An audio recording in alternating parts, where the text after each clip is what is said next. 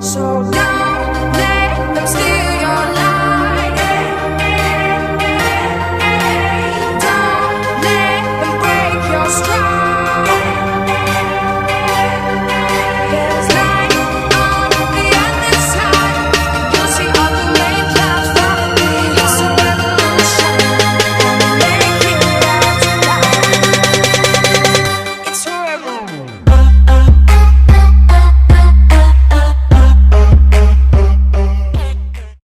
Hi everyone, welcome back to Women in Athletics. I have Jessica here with me today, who is a registered licensed dietitian and a certified exercise physiologist. She is also a former figure skater and currently works full-time as a civilian contractor performance dietitian for the US Army as part of the Holistic Health and Fitness Initiative. Super cool. Jessica is the first civilian performance dietitian to practice at Fort Drum, and in addition, she is the proud owner of ATP Sports Nutrition, through which she is consulting sports dietitian with an emphasis in figure skaters. And Jessica is going to be taking the board certified sports dietitian examination this fall. And then through her own sport participation and passion for nutrition, she's made it her mission in helping other athletes reach their athletic dreams, maximize athletic career success, and to empower those that are maybe nearing the end of their retirement and to become fueling champions for life. So thanks so much for joining me today. Yeah, thank you for having me. I'm really excited to be here. Yeah, talk a little bit about how you originally got started with figure skating. So actually, I was 3 years old on my mom's bed during the Winter Olympics, and I saw Tara Lipinski skating, and I told her I want to do that, and that's basically how it started, and it just took off from there. I feel like anyone within the skating community can definitely relate to that, and it was in second grade when I saw my university varsity synchronized skating team skate and compete in Michigan, where I decided I wanted to compete in college as well. So yeah, definitely long-term experience and just a really big part of me for sure. Yeah, very cool. It's definitely when you have that one role model, you're like, that's who I want to become. Yeah. Oh yeah. For And sure. then what was that like driving force that pushed you towards nutrition?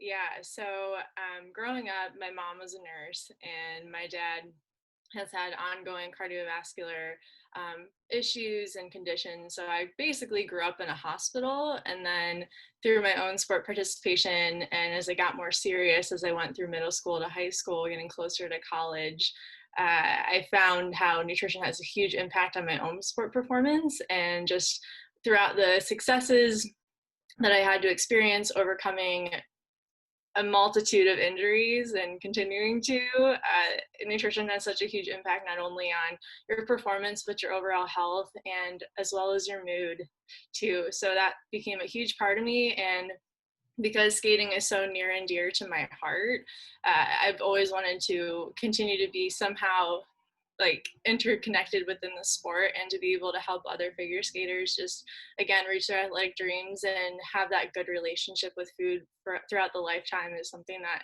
I really aspire to do and help you guys with. So Yeah, that yeah. sounds really great. And it's kind of like, I mean, I'm sure a lot of other athletes that go into the healthcare professions, it's kind of when you've experienced either the faults or the great things that that field can produce. That's when you're like, I want to provide this to everyone. Like, I want to help other people so that they don't go through the mistakes that I did, or so that, maybe we can create the best athlete possible just through like changing your nutrition a little bit.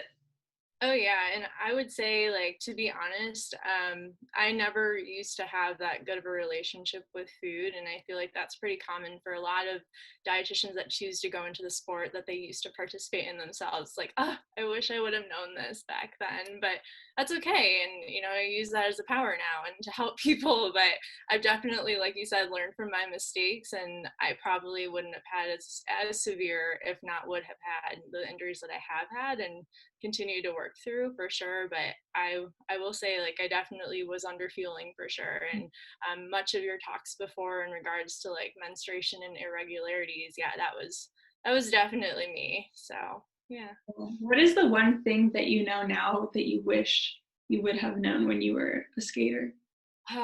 That's a good one. So, um, in college, it was like, I mean, I started college in 2010, and it was like right at the start of like Instagram and Snapchat and like all social media, and it definitely influenced my own nutrition and definitely my teammates too. And I think being within the synchronized skating discipline, especially, there was 52 of us that were within the varsity athletic realm at our university. So it was like a small sorority basically. But with the social media and the various outlets and blogs that were flowing through, like back then it was like carbohydrates are bad, which we all thought.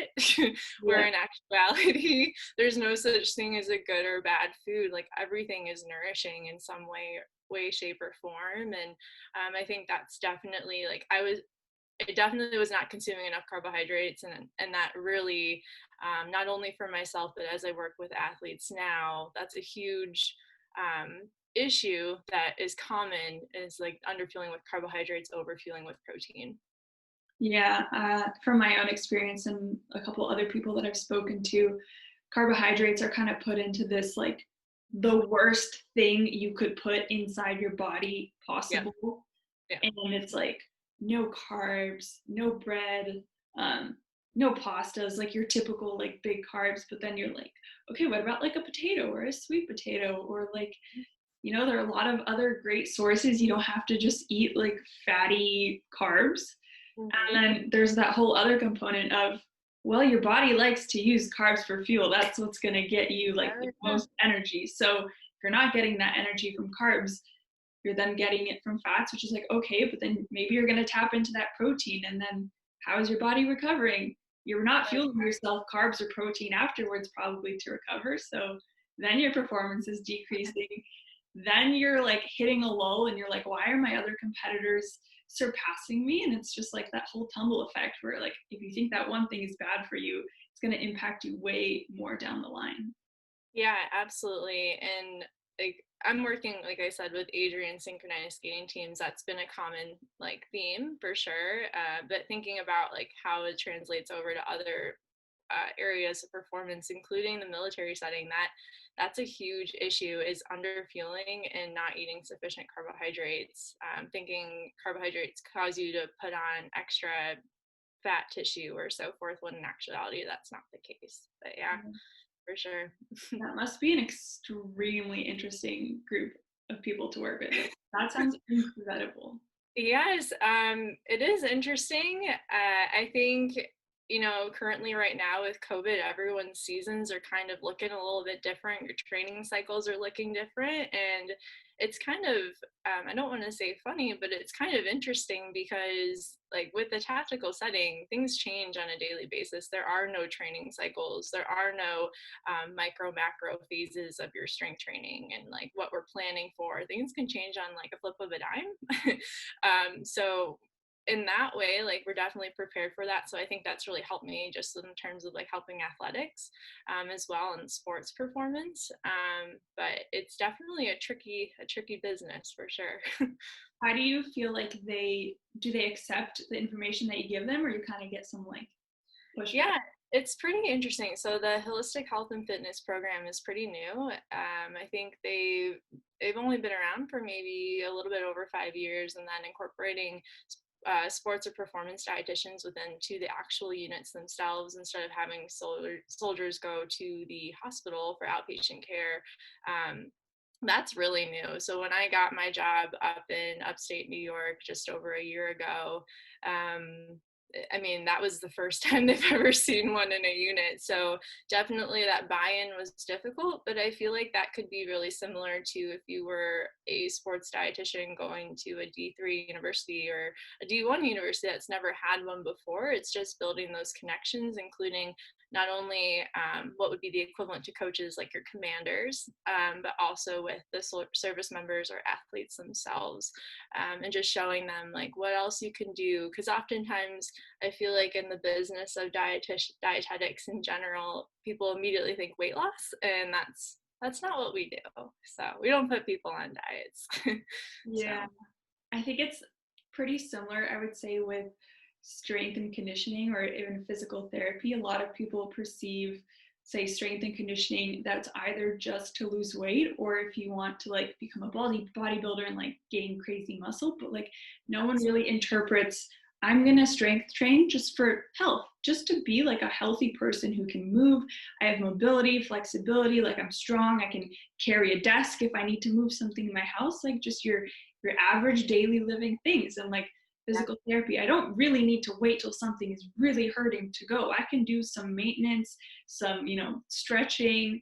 It's just good stuff to keep up with. So I think the same in like figure skating, or a lot of people wait until they have that problem to then be like, oh, who can I reach out to for help?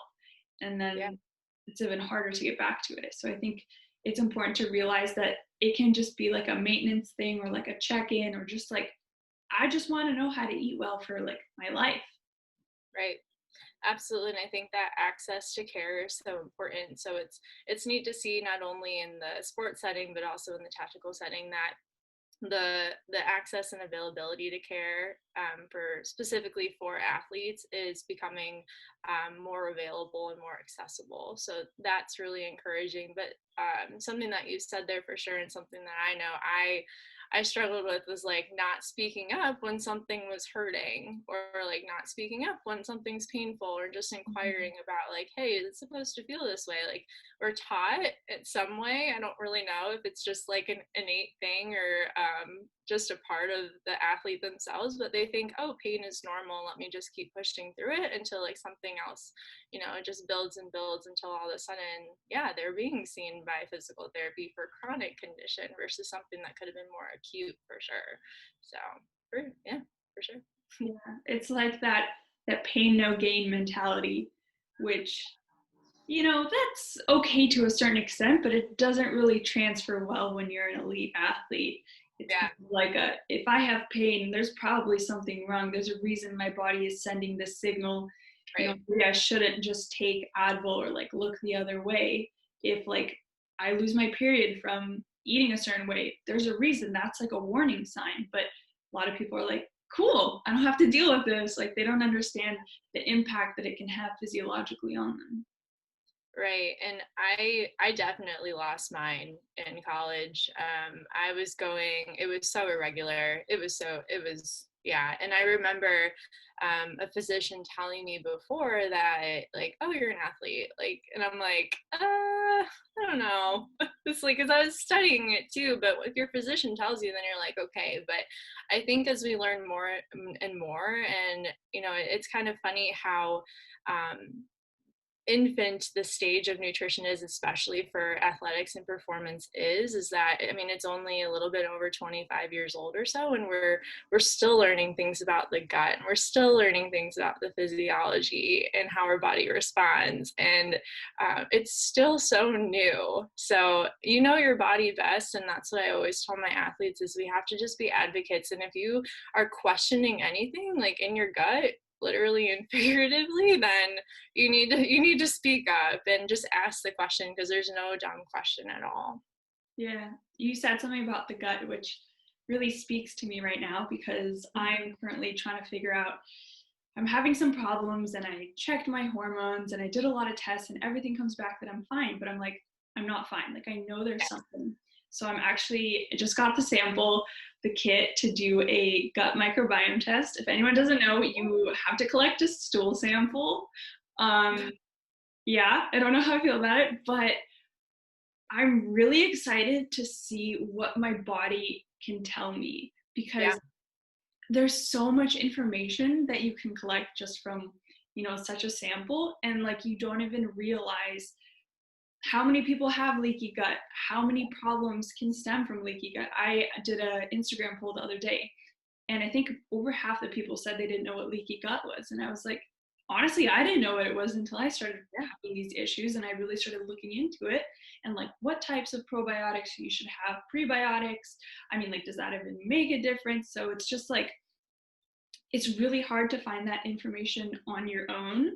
Mhm. And that's why I think even if you're not an athlete anymore, you're an average person, it's better just to talk to someone who knows rather than search on the internet.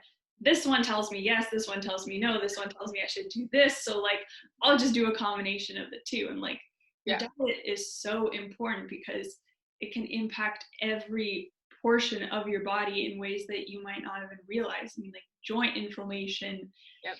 anything really. So I love the field. I think it's so amazing, and it just gives a lot of opportunity to help with many different issues that people might not even realize. Yeah, sorry, I'm like trying to fix my screen so it's like this halo around me.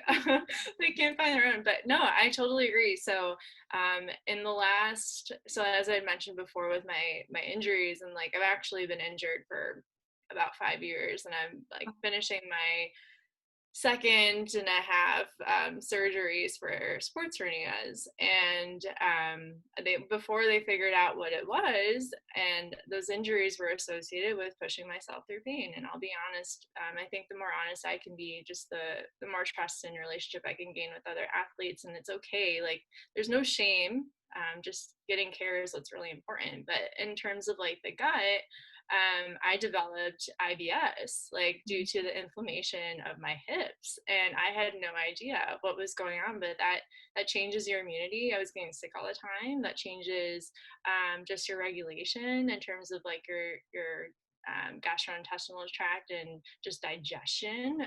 It changes the regularity of just going to the bathroom, as well as just like bloat and discomfort and mood too. I definitely struggle with anxiety and depressive state. But it's so interesting. Like I said before, like it's still so new, and there's so much to know about the gut, and it definitely is an ever growing field. But yeah, those stool sample kits are huge nowadays, and they're helping a ton of sports dietitians and athletes just help solve the mysteries, or at least a part of it, and getting better care for sure. Yeah. And it was interesting because when I talked to my GP and I was like, is there a test that I can take for my gut? And they were like, we don't really know of such a test. And that was kind of all I got. And I was like, Yeah. okay. And same when I got my hormones tested, they just checked, was it estradiol and like progesterone? Yep. They didn't take into account testosterone, which I was like, I feel like if I'm coming to you with like bad skin, you would want to check my testosterone because like even if I have like good, my hormone levels are fine here, maybe my testosterone is too high. So I was just like, Yeah. I feel like you really have to like tell them and then they'll do it. From the nutrition side, I feel like people are more willing to be like, oh, I'm going to do this, I'm going to do this. Like they come up with better ideas in like more of a holistic way, which I really like. Whereas like your typical doctors, like if you come to them with like, oh, I have like, you know, stomach problems, I have like constipation, they're gonna be like, take a pill. Like they're not really gonna dive deep and like find what the root cause of the problem is. Oh yeah. So like when I had the flare up for IBS with the hips or hip injuries, I remember I went to a gastrointestinal doctor just to make sure. And one, like I was studying nutrition and dietetics at that time, my master's program. So like I personally just really like fruits and vegetables and whole grains. Like I'm definitely getting my fiber, but yeah, he gave me a fiber supplement and it just made me much worse, and it was not good. So that did not solve the mystery of that, but it was really just getting that a better relationship and developing a better relationship, not only through my studies but also in like my own day-to-day activities of daily living and self-care practices of like the right balance of exercise and nutrition. And you know, I think injuries are a blessing in disguise, and I think that there's so much solitude in that time. And I mean, you can kind of look at coronavirus right now as a time of solitude too, and there's, you know, it's definitely has its you know, it's ups and downs, I should say, but there definitely are those ups to it too, in terms of just kind of getting to know yourself better and just discovering like what's best for you. Because physicians are wonderful. Myself, I mean, I can do whatever I can do for somebody, but it's really up to that athlete, and the athlete knows themselves. And especially in the sport of figure skating, body awareness is really important. And so we're just happen to be really invested and in tune with what our body is telling us. So that is definitely a great thing to have within the skating realm.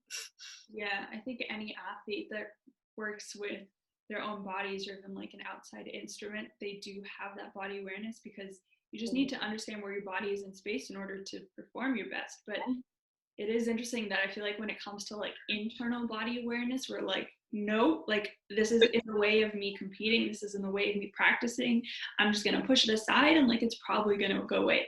When in reality, like that's probably the first thing we have to assess. Be like, oh well, these are the symptoms I'm having, like let's deal with this now, let's get on the right path so that I can like jump back into it and be even better, instead of like, you know, slowly drugging along and then like all the symptoms come back at once and you're like, now I have to take 2 months off. Oh yeah. If you think about, okay, and that's something to kind of that I oftentimes will discuss with athletes, whether it's an ice skater or, you know, a tactical athlete or so forth, including myself. Like I will have self moments too, and I'm just like, okay, do we want to take, you know, the week off, or do we want this to be something that's going to be months and months on end, that could be long term? And then they'll start to be like, okay, yeah, because the goal for everybody, especially in sport participation, and as you you know, compete through the ranks and so forth, is like, I mean, your sport's so much like a part of you and something you just cherish, and you want to train. Like that's a motivation. So finding that motivation to speak about like health needs to come first before we can even focus on your performance, is something that definitely needs to take place. So Yeah, I don't know if it's similar in nutrition, but I know whenever I went, I'd say I had like an ankle that was bothering me. Whenever I went to the doctor, they were like, all right, you're going to take 2 weeks off. And I was like, all right, bye. I'm not going to do that. So it's kind of like this automatic thing. And now, like learning about all this, I understand the importance of when to take rest. But I think a lot of times, certain doctors are very quick to tell you, oh, just rest and you're going to be fine. So is there something similar in nutrition where you're like, oh, just like eat this and like you'll be fine, when really like there's kind of like that deeper way of like what is really the cause? yeah, so one of the common themes, especially in the tactical setting, I think you might get this in college too, or so forth, like if due to schedules or just kind of crazy. But oftentimes athletes will be consuming one meal a day, maybe. Sometimes a snack or here and there. So when that happens and we're under fueling, oftentimes people will say like, oh, I'm just not hungry, that's why. Well, it's overtime type of thing. So if they're not able to dive into like their hunger cues and how they're feeling, like I always use fatigue levels as a means on a scale of 1 to 10, 10 being the most like just like gas, like so tired. I like to use the fatigue levels, engaging like what their activity needs to be for that day, especially working with the strength coaches. They might need to revise their training program for that day, or the intensity at which they're working at, to meet and match like whatever is going on in their body, and see if we can help them to alleviate that acute stress phase or potential like physiological issue that could cause future injury or harm, versus just the immediate rest answer, and see if like just, you know, pushing down the intensity a little bit, fueling a little bit more, even if it is something liquid, because that just tends to be better easily consumed or so forth, than just an actual solid meal, especially for someone that's not used to it, where oftentimes find like they do a lot better and they don't have to take like that like strict like just completely rest, because when you do that, then you can cause, and same, especially the ice skating, I was like this too. I'm like, I don't want to take time off. Like, if you can at least do something, just some sort of movement, even if it's like a skill-based day, the athlete's gonna have a lot more trust and respect and buy in more than just like, nope, can't do it type of mentality. Yeah, for sure. And what you said kind of about like under fueling and having one meal. In this whole quarantine period, I was sitting at home doing nothing. I didn't have my weights. I very quickly lost motivation in just doing body weight exercises outside. So I was just sitting around having a grand old time. And I mean, like the quantity of what I ate slowly diminished, but I was like, makes sense. I'm not expending really any energy. So like I'm just fueling myself like little snacks throughout the day. And I was seeing that I lost probably 10 pounds. A lot of it's muscle too, but I lost a lot of weight. And I was like, that's so interesting. I totally would have figured I would have gained weight during this period. And then for class, I'm taking a nutrition class right now, and she had us track like one day of eating on MyFitnessPal. And I was eating under like right at 900 calories. And I was like, oh, like I didn't realize, like, I just didn't even pay attention. Like, I just had like already my eating habit. And I was like, that is such a little amount of calories. Like, I weigh the same as I did when I was, like a Team USA athlete, and like, I'm not doing anything now. So now I'm like slowly trying to add in more protein, more meals, and it's definitely hard. Like I'm finding it difficult to like, okay, we're gonna eat now. Like I'm hungry, but like I can hold it off. Whereas before I'd be like, hungry, let's go, hungry, let's go, hungry, let's go. Yeah. So it's kind of, I have to rewire my brain again, but to make sure I'm eating good foods too, because I'm having like these issues, and I'm like, I want to like start from scratch in a good way. Yeah. Yeah, for sure. And with COVID and the change of schedule, or just the change in like dining facilities, or maybe we were planning on having meals made for us and now it's like, oh, I have to make them myself. Like, yeah, that totally, there's like that adaptation phase, and like just learning and just trying to figure out what works best for you.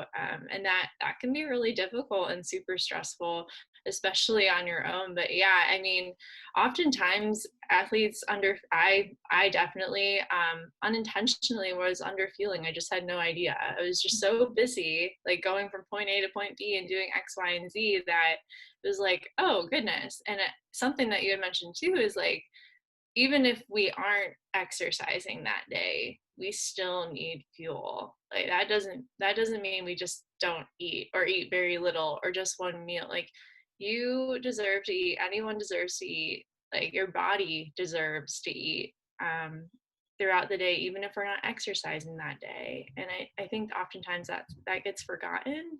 It just kind of gets lost in whatever that we're doing. But especially for an athlete that undergoes an injury, I mean, right after a surgery, your body is in a stress state and you need a lot more calories. And I have an athlete right now that's about to get an ACL surgery. That's super invasive. He's going to need a lot more fuel. And I just talked to him and he had no idea. I was like, yeah, but it sounds scary. It's like, but I'm not doing anything. But in actuality, that's when those adaptations take place and that recovery process takes place. And if we're not doing that, then yeah, it can be a vicious cycle downwards for sure.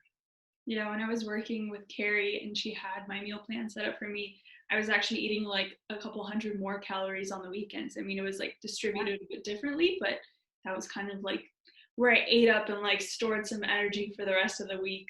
Yeah, absolutely, for sure. Yeah, just like my service members who, I mean, they can go to the field for a couple days to a couple months, and that means they're out in tents in the middle of nowhere. Like, yeah, you need fuel, so fueling beforehand and preparing for that, just like we pack for a trip, is so crucial to that performance process and fueling process for sure. Yeah. And if someone is going through a surgery, are there certain foods that you recommend that are maybe less inflammatory than others? Yeah, so when we think about the acute phase, or like the immediate phase after an invasive surgery, so something that you're like actually cut open that was like quite traumatic to the body, omega-3 fatty acids are going to be critical and essential. And there's a lot of research and literature that's supporting the use of omega-3s. And now you see in the NCAA that the university is allowed to now provide those depending on the diagnosis or the state of the athlete themselves. But omega-3s, especially that DHA, is going to be crucial in that anti-inflammatory process. I take them myself. So they're found in fatty fish like salmon, sardines, halibut, mackerel. You can also get them from, sometimes they have it in like fortified milk, and or if like a chicken eats an omega-3 diet, then it's in the egg. Walnuts as well as chia seeds and ground flaxseed. You definitely want the ground flaxseed. So omega-3s are going to be important, and then also carbohydrates. Athletes still need their carbohydrates too, whole grain sources, fruits, vegetables, and then some protein too. Yeah, I just did a little research project on omega-3s and traumatic brain injuries, Yeah. and I had a lot of concussions when I was an athlete and a couple outside of sport. Yeah, so I do feel like it's impacted something in there. And when I was working with Carrie, she's like, maybe start taking some omega-3s that could, help your symptoms. And the more I look into it, the more it's so fascinating. And Yeah. something that they said in that article was that a lot of times after a traumatic brain injury, the brain like kind of closes in and doesn't let a lot of medications come through because it's protecting the area. And omega-3s are actually one of the things that the brain welcomes in, and it can be that first anti-inflammatory component to help the brain heal, which I think is really interesting.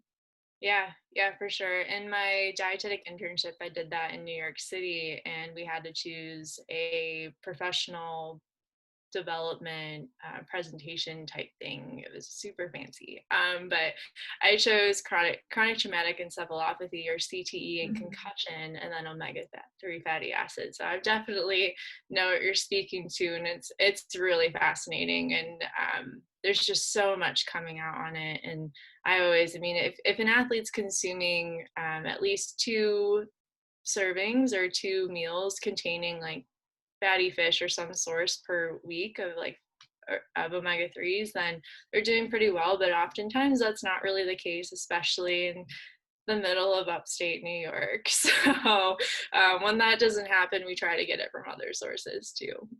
Yeah, I love reading anything about concussions. That's just like Yeah. my passion project. So I'm currently applying to DPT schools, and I already know what my like doctoral dissertation is going to be about like neck strength and correlation with concussions. So I love just any different component that can kind of play into that, because I mean, without your brain, you're nothing. You need to maintain the health of that, and especially in sports, even figure skating, people are like, oh, football players, but like, how many times was I like either thrown on the ice by like a partner accidentally, or like just tripped and you like knocked head on the ice and you just hear that like that sound, and you're like, oh, that's a good one.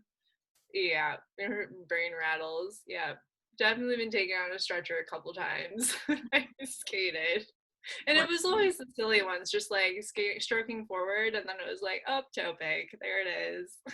Yeah, or you like do some backward crossover, slip, slam into the back of the wall. Yeah, yeah, but it's interesting with the omega-3s because I don't know what you've seen in your research literature reviews or whatever, but just consuming at least some sources, even before an injury, even before a concussion, even before something occurs, it can actually, consuming routinely omega-3 fatty acids can actually reduce the severity of a concussion itself or of the inflammation process of an injury. It's really, really neat. So it's not only the treatment, but it also can be the prevention of severity. Yeah, my dad would always take omega-3s, and I think when I was little I'd take a little, but it wasn't really until Carrie was like, maybe you should start taking these, that I like religiously, I think I don't go a single day without taking them, and like sometimes I increase my dose depending on what I'm dealing with. But yeah, there's supplements are tricky, I think, because there are a lot of supplements out there that are like weight loss, and I've definitely purchased a lot of them. And you have to be careful with like water soluble, fat soluble, know which ones you can take more of and whatnot. But I think when you understand the benefits from someone who is licensed, certified, someone who you can get a blood panel done and see which ones you're deficient in or you are able to take more of, I think it can be really eye-opening and helpful for your health. Yeah. So dietary supplements, they're quite popular, and depending on the sport, depending on your sex or your gender or the level of sport participation.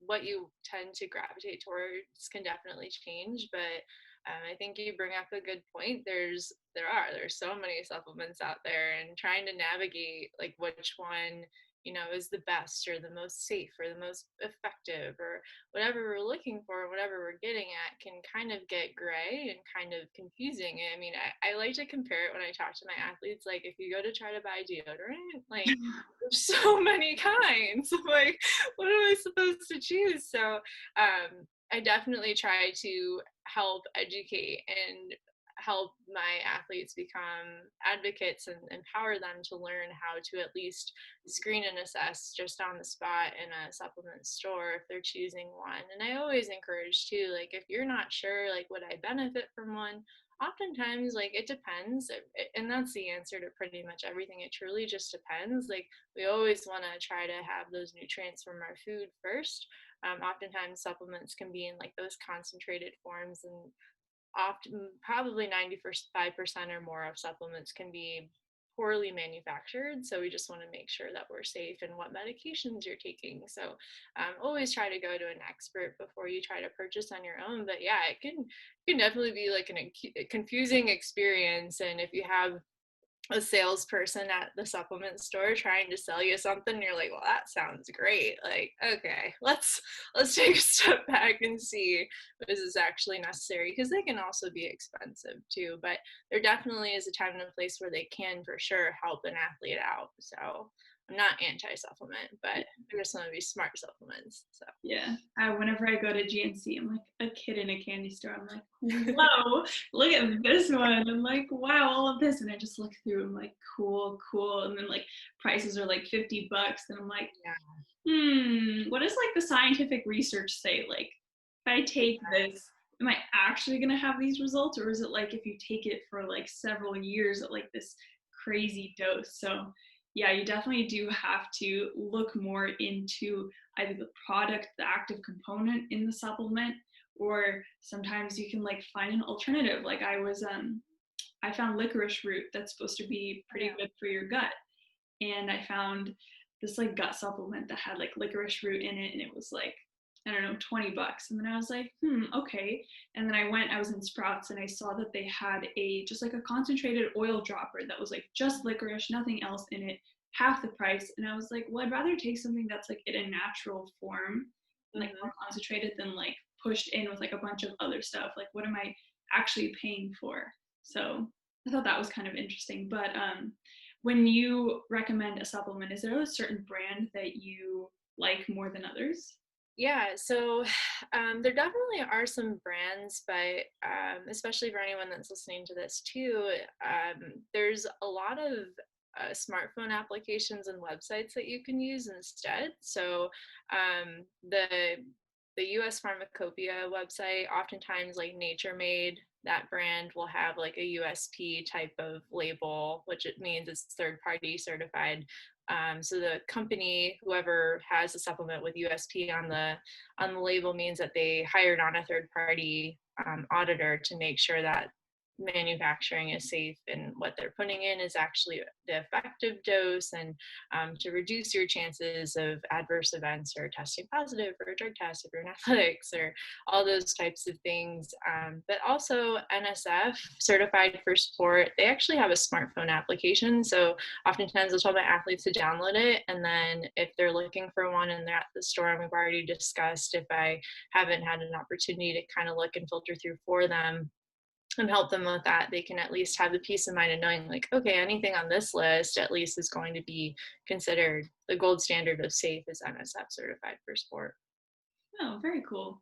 Yeah, I know US Figure Skating, they gave all the athletes Thorn, which Okay, yeah. is pretty good, but since I, no longer get free supplements, I kind of buy Nature Made, and I think the other one is like Country Valley or like Country something, but yeah, I kind of stick to just like those two brands and don't really dive outside that realm. Yeah, Nature Made, Costco's brand Kirkland tends to be USP certified. I know for sure. The USP website is actually really good. They have a huge listing. Same with NSF Certified for Sport. And then oftentimes like the gold standard, GNC gold standard is actually pretty okay, but you just have to be careful. It can be tough. So Yeah, I'm sure. And you touched on it a little bit before, but you said a lot of times athletes overfuel themselves in protein. Do you want to yeah. explain that a little bit more? Yeah. So whenever I speak with an athlete, I should word it this way. Tactical setting, we tend to overfuel. Figure skating, we can definitely underfuel, especially if an athlete says that they want to go vegetarian or vegan or have special dietary concerns or have lactose intolerance. It just really truly depends, or their preferences. But overfueling, I think oftentimes just Western culture in general, we are over consuming protein. And I think right now with marketing as well, oftentimes they're like protein drinks and protein powders and just eat more protein, it's good for you, or whatever the marketing ads are saying. But when it comes to over consuming protein, yeah, so what I like to say is like I have like these actual anatomical muscles in my office, but the muscle, if you think of it, it's like a sponge. So if you put a sponge under water, running water faucet, like it's going to become oversaturated. So the muscle can only absorb about 40 grams, depending on the size of the person, how much muscle mass they have, about 40 grams at a time. So if we're consuming, I had an athlete one time tell me that 112 grams of protein in a meal. And I'm like, how are you feeling? They thought I'd be proud of them when I wasn't that proud of them, but there was a moment for learning and opportunity just for education, which is always good. And I never shame anyone, but we just want to make sure that we're consistently fueling with that throughout the day. But I think people don't realize is that like a deck of cards is 3 ounces, and that's like 21 grams of protein right there. So we really don't utilize that much protein at one time, and it's more critical to have it throughout the day.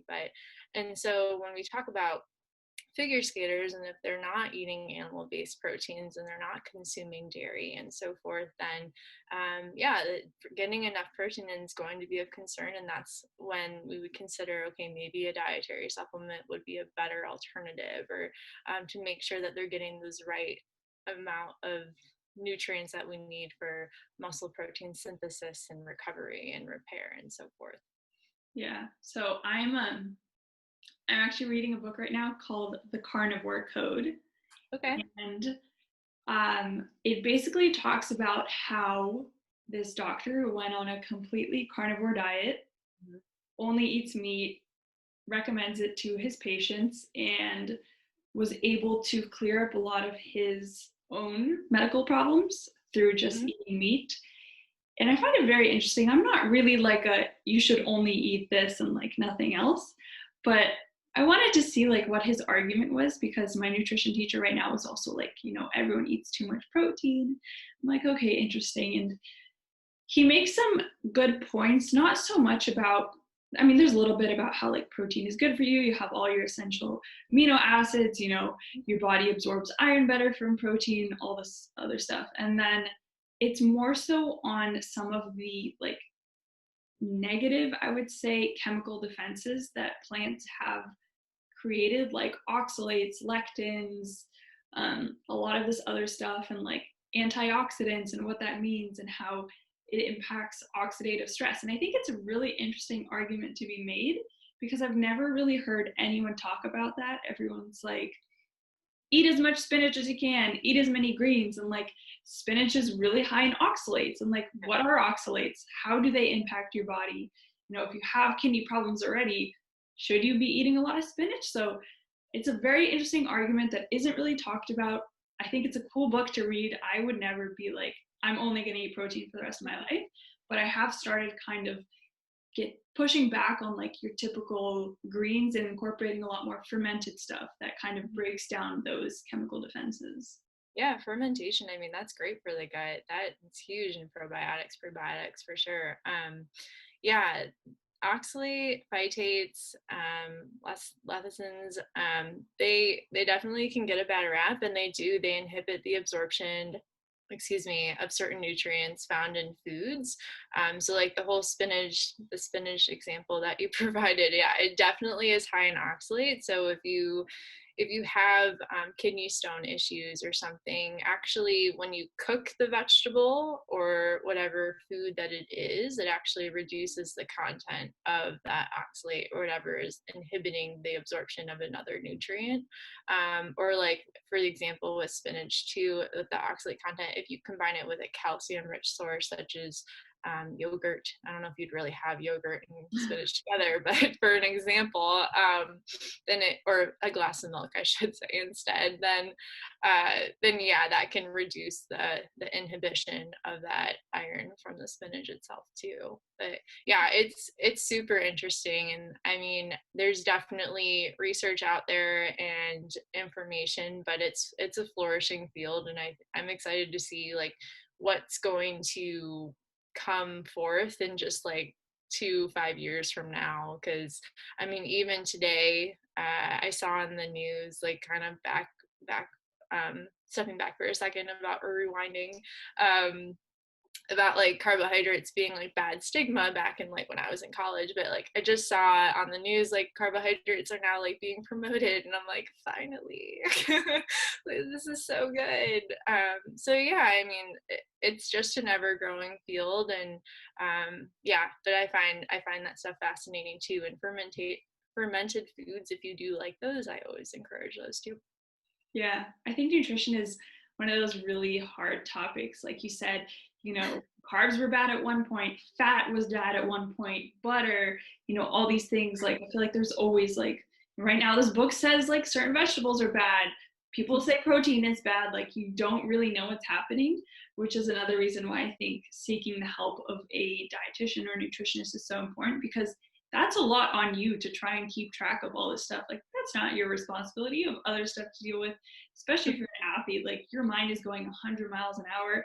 Like, just rely on someone else that's like their job to stay up to date and to know, so that they can like inform you the best that they can in that moment, and you don't have to stress about it. You just like have a meal plan. I was like, cool, I know I'm going to eat after like a week or 2 weeks to get into that habit, and then you don't have to like worry about it. There's nothing to think about. You're like, my body feels good, science tells me this is good, cool, we're gonna go.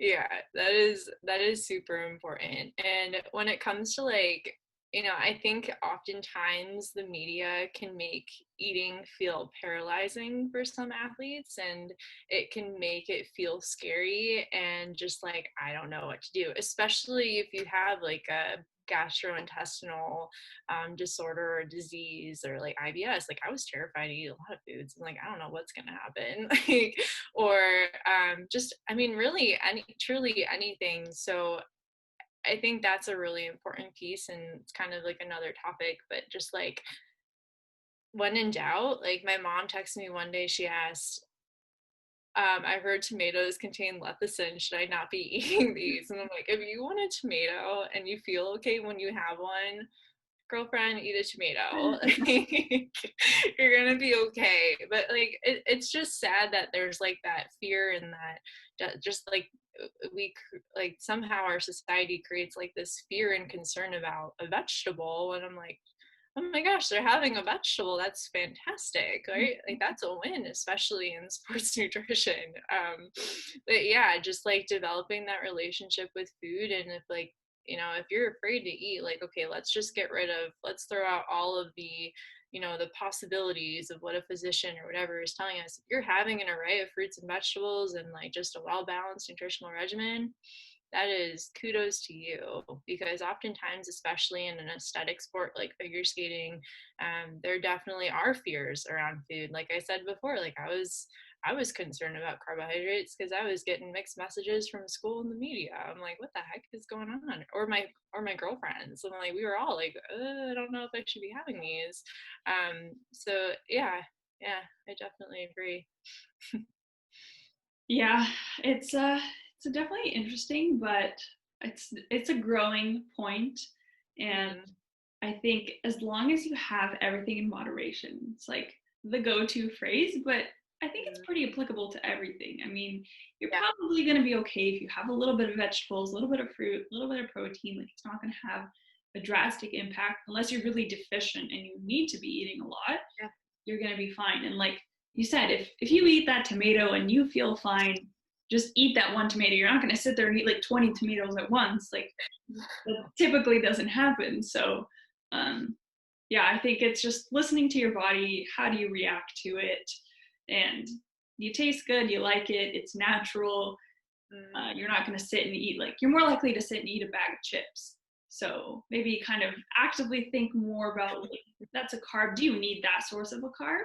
But like, have a sweet potato, you might be as full as you are eating a whole bag of chips. Right. But if you keep thinking about like that chocolate chip cookie, like, you probably should just go have it.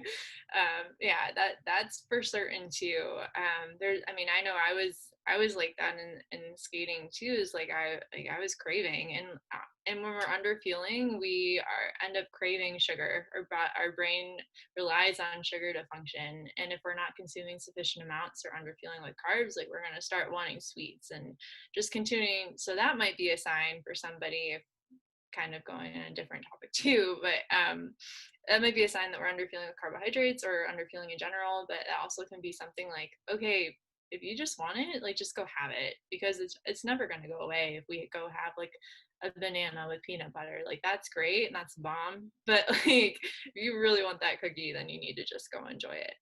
Yeah, so that's the right mentality to have about it. And I actually have two questions from some people on Instagram that reached out to me. So the first is, do you have any recommendations on the best foods to eat for skin? For skin. Ooh, okay. Yeah, so for skin, I mean, some people, sometimes if they have too much dairy, that can cause acne. So that's something to just keep in mind. Dairy, like I said before, there's no such thing as good or bad foods, but oftentimes, like if we're just consuming a lot of dairy, especially for vegetarian, and that can cause breakouts. In addition, if you're in adolescence or however old you might be. But some foods for skin, yeah. So staying away from those saturated fats. So those are solid at room temperature, like butter or fast foods, trans fats, anything prepackaged like chips and stuff, that's going to cause acne and breakouts and like oily skin. But for foods that would help with that, it's definitely going to be your fruits and vegetables. You can't go wrong with that, as well as your whole grains. But in particular, when you think about nutrients like vitamin E is alpha tocopherols, and they are antioxidant, but they actually do help the skin. Like coconut oil, you can use that as an exfoliant. It has vitamin E in it. You can rub it on your body, and it's well absorbed. That's a really good one. Nuts and seeds, nut butters like peanut butters, so forth, are going to be really good too. But instead of like saying like what food should I have, like just be mindful of like those prepackaged foods, the fast foods, and then excess dairy, because those are often the culprits when it comes to that. Yeah, great response. Thank you for that. And the last one was, it's a general question, but how would you maintain a balanced diet? Yeah, that's a really good question. So we think about just like in general lifestyle. So whether you're transitioned out of sport or just for like just well-being, if you're not in athletics, I think that's really important. So to discuss, and that's a really loaded question in some ways, but when we think about that, I, especially with my ice skaters, and I continue to do it with myself, is kind of do check-ins. So understanding that food, yes, is a very vital fuel source for performance if you are in athletics, but thinking beyond the source of fuel, food is also going to be social, cultural, mental, emotional, physical. So as I mentioned before, like if you want that cookie, have it. Like, yeah, like food is celebration. It brings us together. It's financial as well. Like, what's our budget? So it's okay, and there's no shame to do your own thing with that. And I think that is a big part of creating a well-balanced nutritional regimen, is like that acceptance and self-confidence, and knowing like I'm nourishing my body in one way or another, whether it's physical or in other aspects of my life. But when it comes to like the actual practice of eating, something that is really has flourished, and it's definitely been like a buzzword, but it has been effective, is something called the practice of intuitive or mindful eating. So maybe it's turning off the TV for one meal, or putting your phone away, or eating with a friend, or if you're not with your friend because of COVID, just like putting on your computer or your tablet and FaceTiming your friend, and like having lunch together and scheduling those in, because that creates that really good relationship with food and trust in yourself, but it creates a better experience, and it helps you to kind of hone in on our hunger cues and when I'm actually full. Because if we're eating like with a bag of chips in front of the television screen, or we don't, our body and our brain, like our stomach to our brain signaling kind of gets pushed away, and we're just watching whatever TV show we're watching instead. But oftentimes too, like it's okay to have like popcorn with the movie if you want that, but that mindful eating piece is really, really interesting, but because it helps us understand and kind of dive into, how does this food make me feel? Do I feel satisfied? Am I still craving something? It's kind of like journaling, but with eating food instead. So it's a really unique tool. And I would say that that's probably the best response for what I can say about just general well-balanced eating. Yeah. Well, thank you so much for joining me today and having such incredible things to say. Women in Athletics, thanks you very much. And for everyone watching, please give Jessica a follow along to her, reach out to her if you liked the things that she said. And don't forget to subscribe. Thanks for having me.